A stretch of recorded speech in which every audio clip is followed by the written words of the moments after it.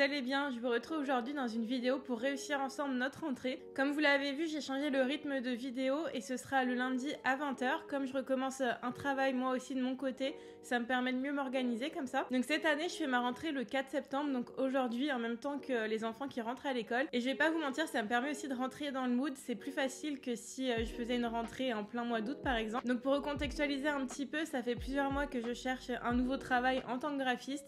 Et j'ai enfin trouvé un poste là que je commence aujourd'hui. Donc je suis vraiment contente et j'ai eu la réponse fin juillet je crois dans un des weekly vlogs, je vous en parlais, j'avais fait l'entretien. Donc ça m'a permis de passer l'été l'esprit tranquille, même si je suis pas partie en vacances, au moins j'ai pu profiter avec mes amis sans avoir à me soucier de ce que j'allais faire à la rentrée. Mais je vais pas vous mentir, comme ça fait plusieurs mois que je suis entre chômage et juste sur la partie création de contenu sur ma chaîne et sur Instagram, je gère moi-même mon rythme et tout ça, donc j'ai un peu une appréhension pour reprendre un rythme comme ça, d'aller au bureau 5 fois par semaine. Il va falloir que je me remette dans le rythme, donc on va voir tout ça ensemble. Pour moins stresser et moins appréhender la rentrée, j'ai découpé la vidéo en 5 astuces.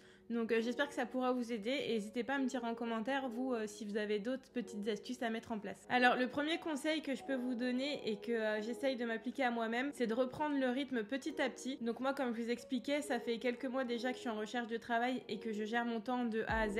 Donc j'appréhende un petit peu le fait de devoir reprendre un rythme comme ça, d'aller 5 fois par semaine au bureau, tout du moins au début, parce qu'après j'aurai le droit à un petit peu de télétravail. Pour ça, ce que j'ai fait, et j'ai quand même gardé tout ça pendant ces plusieurs mois au chômage parce que j'avais pas forcément envie de perdre totalement le rythme, c'est quand même de vous mettre un réveil et de l'avancer petit à petit. Donc là par exemple, on est la semaine avant la rentrée. Ce que j'ai fait, c'est que cette semaine j'ai avancé mon réveil à 8h30. Normalement là pour cette rentrée je devrais le mettre à 7h30, mais je voulais pas que ce soit non plus trop brutal. Donc ce que je peux vous dire, c'est de petit à petit avancer votre réveil jusqu'à l'heure à laquelle vous devrez vous lever. Donc j'essaye de reprendre un petit rythme, de me coucher un petit peu plus tôt la veille et du coup de pouvoir me lever plus tôt le matin. Après là je suis quand même partagée entre j'ai envie de profiter de ces derniers jours où je peux gérer mon temps moi-même, donc je me mets pas la pression non plus si j'y arrive pas. Donc petit à petit ça vous permet de vous remettre dans le bain et mentalement de moins stresser et que ce soit moins dur le jour J à se lever. Ensuite, le conseil numéro 2 que je peux vous donner, c'est s'occuper de sa maison ou de son appartement. Comme ça vous commencez l'esprit léger la rentrée et vous n'avez pas à penser à toutes les petites tâches du quotidien. Si comme moi vous n'avez pas eu la chance de pouvoir partir en vacances et que vous avez du temps avant la rentrée, je vous conseille de vous occuper des petites choses qu'on met toujours au lendemain. Là par exemple, dans mon dernier vlog, je vous ai montré que j'ai enfin reponcé et reverni mon plan de travail parce qu'il commençait à moisir. Je dis que c'était le moment de le faire, sinon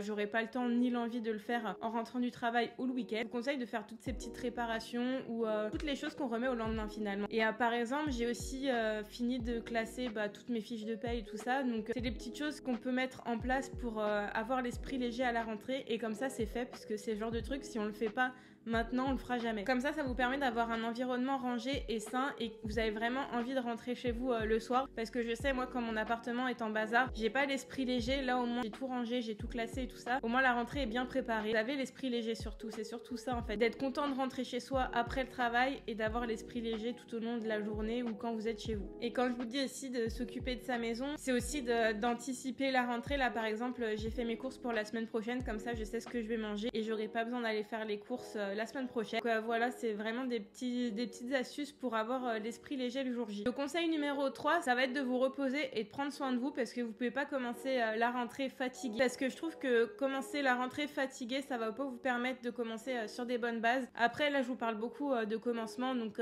d'un nouveau travail ou de l'école, mais ça va aussi quand vous retournez à votre travail, si vous êtes parti quelques semaines et tout ça, il faut le temps de se remettre en route. Et je sais que même si vous partez en vacances, en général on n'est pas si reposé que ça, donc prenez quand même 1 ou 2 jours pour vous et pour vous reposer, c'est important. Donc en fonction des personnes, ça peut être passer du temps avec ses proches, avec ses amis, ou prendre soin de soi physiquement, par exemple aller chez le coiffeur, faire une manucure ou des petites choses comme ça qui vous permettent de vous détendre et de vous préparer tranquillement pour la rentrée. Et si vous avez un chien comme moi, vous pouvez profiter de la fin de l'été pour l'emmener faire des plus grandes balades que vous pourrez plus lui donner en reprenant le travail. Donc ça vous permet aussi de vous libérer l'esprit et de commencer sereinement. Le conseil numéro 4, ça va être de s'organiser au quotidien, donc dans toutes les tâches qu'on a à faire, que ce soit perso ou professionnel. Je trouve que ça va pas mal avec le fait de ranger son appartement ou sa maison avant. Ça permet de s'organiser l'esprit plus facilement. De manière générale, je suis assez organisée et pour ça, je vais vous donner les quelques outils que j'utilise au quotidien pour pouvoir réaliser tout ce que j'ai envie de faire, donc comme la création de contenu sur les réseaux ou alors passer du temps avec mes amis ou avec mes animaux Gémeaux. C'est important pour moi de m'organiser, sinon je sais pas où je vais dans la semaine et c'est compliqué. Donc pour ça, j'utilise plusieurs outils et objets que je vais vous montrer tout de suite. Chaque année, à la rentrée scolaire, je me rachète un agenda. C'est la marque Mr. Wonderful. Je vous mettrai des plans un peu plus rapprochés. J'aime vraiment cette marque. Cette année, j'ai pris le grand. L'année dernière, j'avais pris le plus petit format. Donc pour que vous voyez, c'est ça la différence.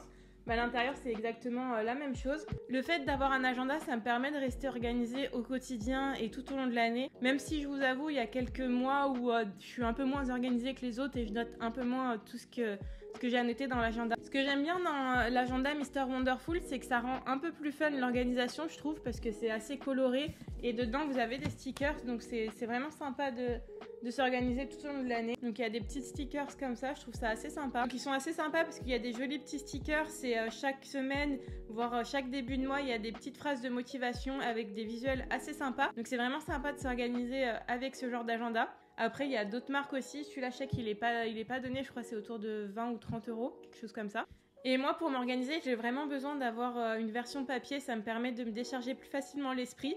Bien sûr, tous les rendez-vous importants, je les mets sur mon agenda, sur mon téléphone. Comme ça, si j'oublie mon agenda papier, au moins j'ai quand même les rendez-vous de noter dans le téléphone et ça me permet d'avoir des rappels aussi. Et pour coupler avec l'agenda, depuis quelques mois, je m'organise avec des to-do list papier que je trouve chez Emma ou Action. Là, j'en ai racheté une qui vient de chez Action. Donc dedans, j'aime bien quand c'est noté la petite date et qu'il y a des petites cases à cocher comme ça. Je trouve que c'est plus facile pour s'organiser.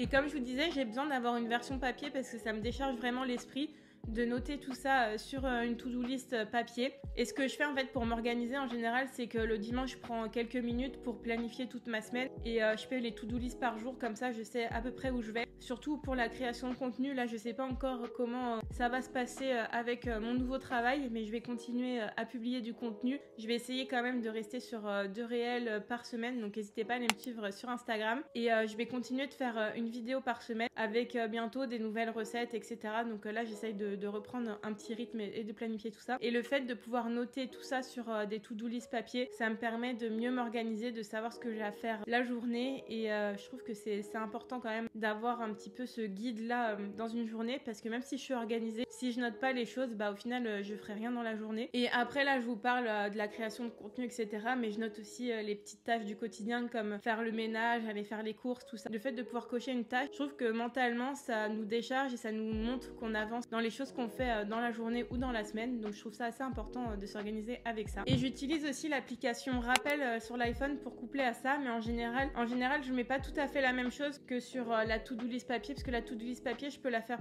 évoluer plus facilement, je trouve. Et les rappels sur le téléphone, en fait je vais plus mettre les choses vraiment importantes qu'il faut pas que j'oublie de faire. Donc là je viens de vous présenter 2 objets papier plus 2 applications que j'utilise au quotidien. Et à ça je rajoute aussi l'application Notion que j'ai sur mon ordinateur et sur mon téléphone. Ça me permet surtout de rester organisée sur ma création de contenu et d'avoir tout sur le même outil comme une sorte de base de données. En fait sur Notion, par exemple pour les vidéos YouTube, je vais noter toutes mes idées et je vais créer une page pour la vidéo que je suis en train de faire. Donc là par exemple pour cette vidéo, je me suis écrit toute la trame sur Notion. Ça me permet d'avoir tout sur un outil que je peux retrouver sur mon téléphone. Avant je notais ça sur papier, mais ça me prenait plus de temps. Je trouve que j'écris beaucoup plus vite sur mon ordi que sur papier. Et sur papier j'avais pas la flexibilité que j'ai sur l'outil Notion. Donc j'ai mis quelques temps avant d'utiliser Notion parce que le fait de pouvoir faire tout ce qu'on veut, ça m'effrayait un petit peu entre guillemets parce que je savais pas où aller. Mais au final j'ai réussi à trouver des templates pour mes plannings éditoriaux et je peux m'organiser comme ça. Donc par exemple c'est beaucoup plus simple si je change d'avis sur une vidéo pour la date publication, j'ai juste à switcher 2-3 petits trucs dessus. Donc c'est vraiment un outil pratique. Et moi je m'organise, donc j'ai un planning YouTube et un planning Instagram, comme ça c'est bien distinct les deux et visuellement je m'en sors mieux. Après je m'en sers aussi perso pour par exemple j'ai noté toutes les bonnes adresses que j'aime bien et auxquelles j'ai envie de retourner. Je note mes listes de courses aussi dessus, des idées repas, etc. Donc je trouve que c'est un outil assez puissant. D'un point de vue création de contenu, ça me permet de tenir les délais que je me suis fixés et de m'organiser plus simplement et d'avoir toujours l'esprit plus léger. En fait, ce que j'aimerais faire ressortir de cette vidéo, c'est que tous ces petits outils et toutes ces petites actions, ça permet d'avoir l'esprit beaucoup plus léger et d'éviter d'avoir plein de pensées parasites qui, au final, des fois, on a l'impression d'avoir des tonnes de choses à faire et le fait de les noter à l'écrit ou sur l'ordinateur, on se rend compte qu'il n'y a pas tant de tâches à faire que ça et ça nous permet d'avoir l'esprit plus tranquille. Et pour la 5e astuce, ça va être la veille de la rentrée, quelques petits tips qu'on peut faire pour éviter encore de moins stresser. Donc la veille, je pense que c'est important de prendre soit du temps pour soi, soit de voir des amis, ça dépend vous comment vous rechargez vos batteries. Moi j'aime bien être seule, mais c'est vrai que là j'ai l'impression d'avoir besoin de voir mes amis avant de commencer à travailler. Donc vous pouvez faire un repas ou une balade avec eux ou tout simplement vous préparer tranquillement vous chez vous tout seul. Et une autre astuce pour que ce soit plus agréable aussi de rentrer chez soi et tout, c'est de changer les draps la veille de la rentrée, comme ça vous rentrez chez vous et vous avez votre petit cocon qui vous attend. Donc je trouve que c'est important de prendre des petits temps pour soi et